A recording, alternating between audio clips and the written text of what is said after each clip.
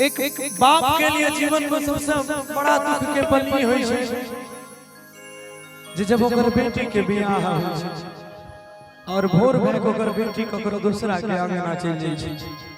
देखिए जीवन में लड़कियों से बड़ा हिम्मत वाला कोई नहीं होता है।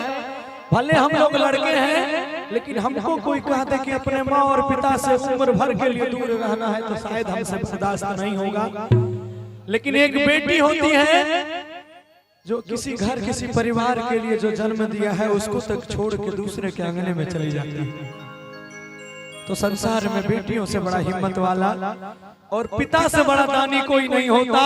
लोग रुपया दे दे छे, पैसा दे दे छे, गाड़ी घोड़ा घर जमीन दे दे छे, लेकिन जो अपना बेटी का कोई बाप विदा करे छे कलेजा के टुकड़ा के विदा करे छे तो वही बाप के वही समय जे भाव रहे छे ये उस पिता के अलावा संसार में कोई नहीं समझ सकता है जो एक बेटी को विदा करता।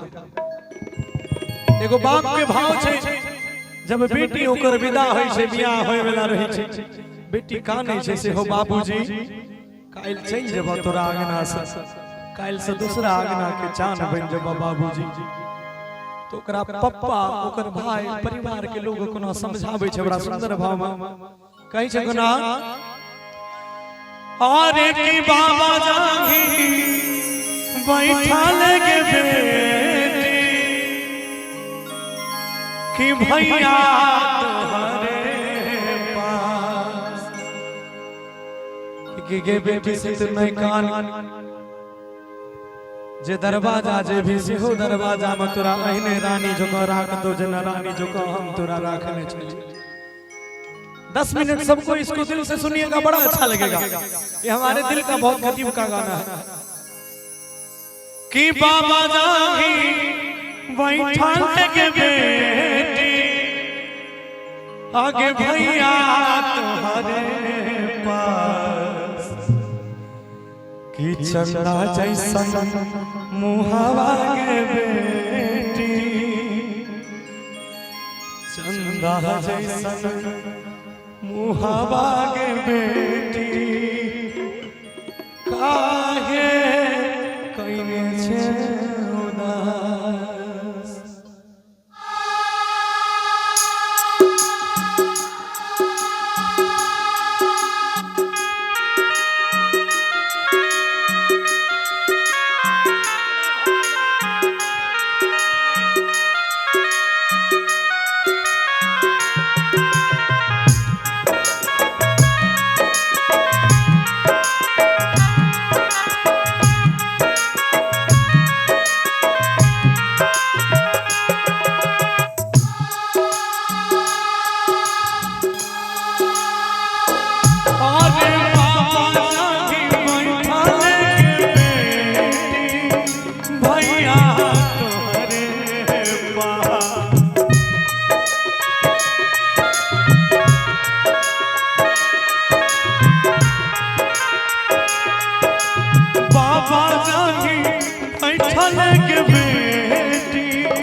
भैया तुम्हारे पास चंदा जैसन मुहावा के बेटी चंदा जैसन मुहावा के बेटी काहे कइने छे उदास।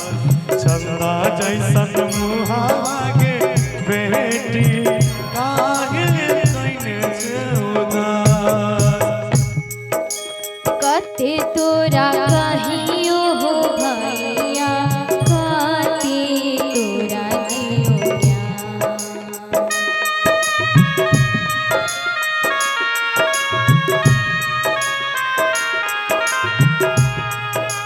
कते तोरा कहियो हो भैया कते तोरा जियो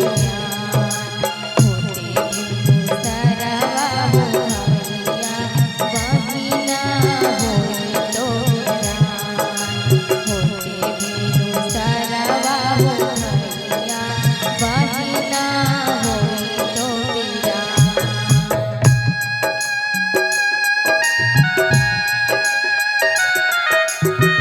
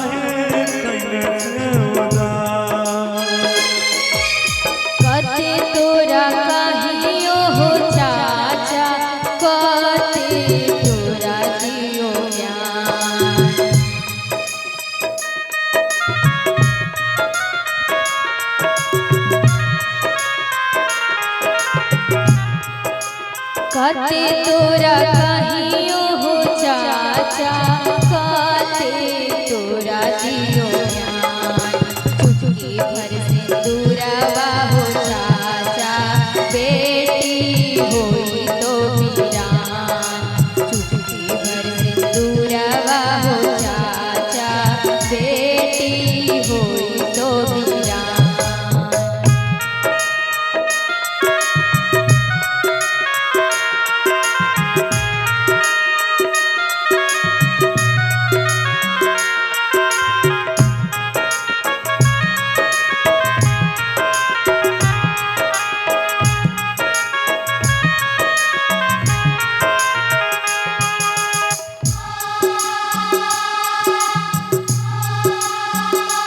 आगे फूफा जाई बैठल के दुलारी फूफा तोहरे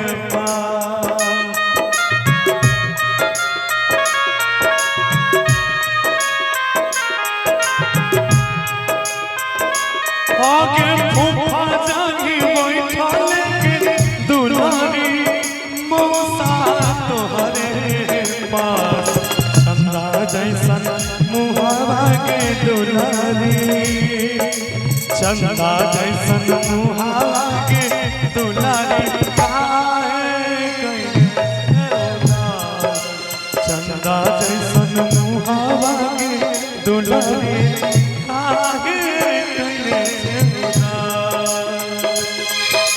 कते तोरा कहियो हो फूफा कते तोरा दियो ज्ञान